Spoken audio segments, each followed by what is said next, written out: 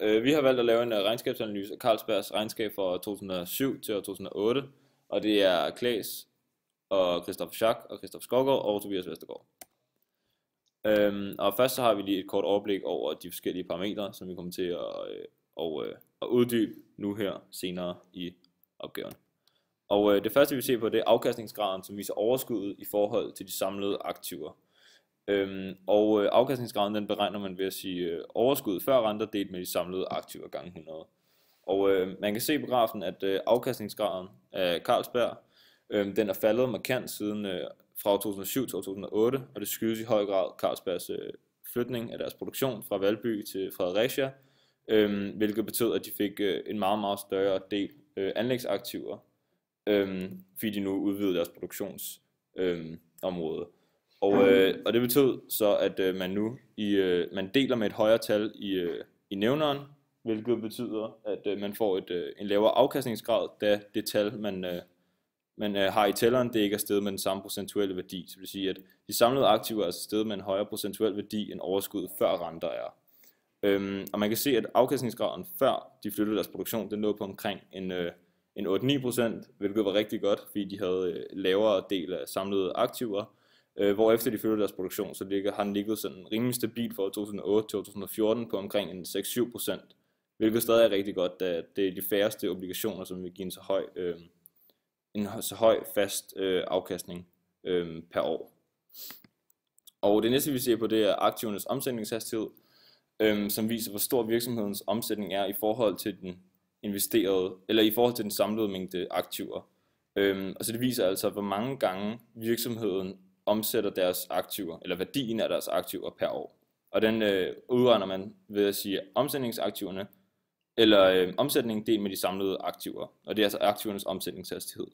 Og der kan man se på samme vis som afkastningsgraden, at den er også faldet, da Carlsberg flyttede deres produktion i år 2007. Så den er faldet mellem år 2007 og 2008, hvor den i år 2007 lå på omkring 75%, hvilket vil sige, at Carlsberg de omsatte for omkring 75% af hvad deres aktiver var værd i år 2007, hvorefter de flyttede deres produktion, hvilket gav dem en meget større værdi af deres aktiver, fordi de udvidede deres aktiver, fik specielt mange flere anlægsaktiver.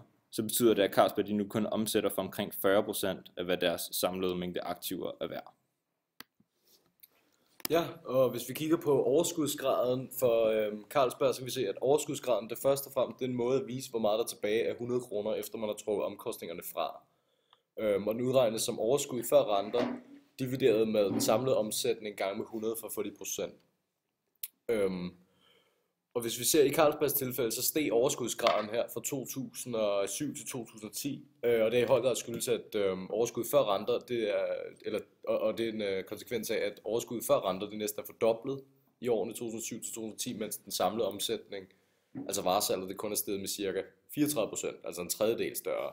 Så derfor ser vi, at der i tælleren er steget en større procentuel værdi, og så derfor så er det en opadgående graf. Og det kan skyldes, at Carlsberg netop flyttede deres produktion til Fredericia. Hvis vi kigger igen, så skal vi se, at den falder stødt fra 2010 til 2012.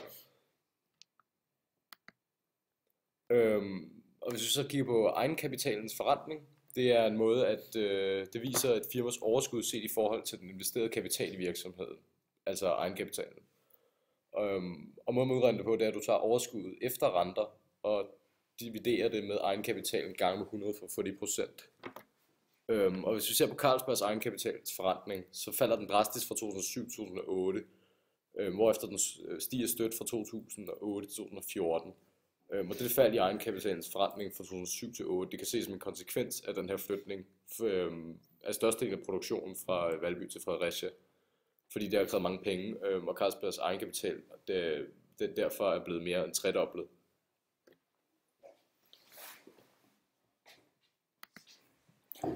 Dækningsgraden viser, hvor meget virksomhedens omsætning der er til at dække de faste omkostninger, og den er defineret ved dækningsbidraget divideret med omsætningsgrad gange 100.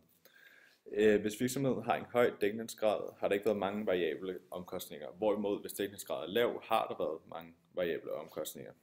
Man kan se på grafen, at dækningsgraden nærmest har været uændret fra 2007 til 2014, og cirka ligger på 50% konstant, hvilket hvilket betyder, at Carlsbergs variable omkostninger ikke ændrer sig i løbet af disse år. Den har kun ændret sig med et par procent, som man kan ses på grafen. En dækningsgrad på 50% er relativt lavt, hvilket tyder på, at Carlsberg har mange variable omkostninger. Og det kan fx være bonusser til chefer og lignende. Og soliditetsgraden fortæller om evnen til at imødekomme et større tab for en virksomhed, og den er defineret ved egenkapitalen divideret med de samlede aktiver gange 100. Og soliditetsgraden beregner dermed, hvor stor en procentdel af kapitalen, der kan mistes, inden fremmedkapitalen bliver rørt. En høj soliditetsgrad er et udtryk for, at virksomheden er i stand til at klare et stort tab uden at komme i finansielt uføre. Man kan se på grafen, at soliditetsgraden har steget markant, da Carlsberg rykkede produktionen til Fredericia i 2008. Det medførte en stor stigning i egenkapitalen, da ejerne indskød en stor mængde penge i virksomheden, hvilket resulterede i en markant stigning i soliditetsgraden. Likviditetsgraden det er et udtryk for virksomhedens økonomiske tilstand. Det er dens evne til at kunne betale sine kortsigtede eller langsigtede økonomiske forpligtelser. Ved at udregne likviditetsgraden, så finder man ud af, om der er en tilstrækkelig mængde kapital i virksomheden. Og måden at udregne det på, det er omsætningsaktiverne delt med de kortsigtede gældsforpligtelser gange 100. Og hvis man skal have den på den langsigtede, så er det med de langsigtede gældsforpligtelser, som man kan se hernede.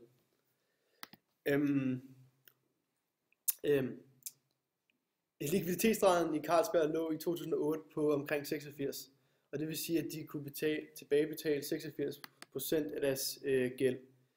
Et firma vil jo helst gerne have, at likviditetsgraden er over 100, så de har kapitalen og har penge tilbage.